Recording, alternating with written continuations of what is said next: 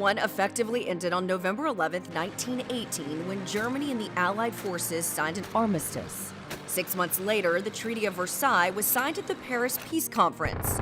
It was exactly 1 year after the accord was signed that President Woodrow Wilson addressed the need to recognize the importance of the date for the country and for the soldier who had fought so bravely in World War I. It would take nearly 20 years for November 11th to become an official holiday. The day became known as Armistice Day. It was on Armistice Day that at the 11th hour of the 11th day of the 11th month, a ceremony would be held each year at the Tomb of the Unknown Soldier, a ceremony that is continued today.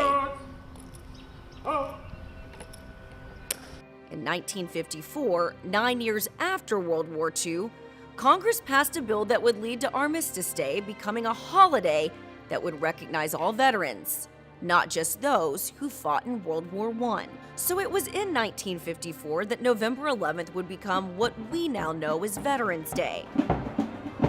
While all Americans recognize the day, it is especially important to those who have served, as they often see more than just the historical significance of the day.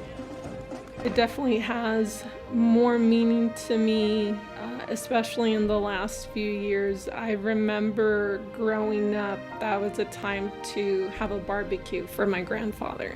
You know, he was a veteran as well of the Korean War, and I really didn't understand. He never spoke about it. But having served in the military and having had friends that are no longer with us or that are injured or that have suffered the effects of war, it definitely gives it more meaning.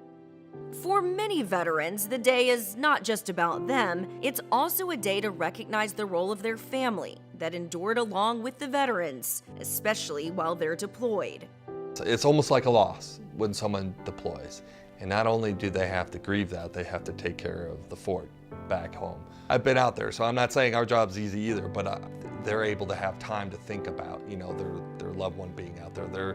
They're trying to get the kids, and the kids have issues with other parent not there. There's just a lot that goes on back there. So to me, those accolades that we earn out there are for them too. They've earned those accolades. It's customary for the President of the United States to deliver a speech each year on Veterans Day to commemorate the sacrifices of our troops and their families. In 1985, Ronald Reagan gave what is considered by many to be the most memorable tribute from a sitting president.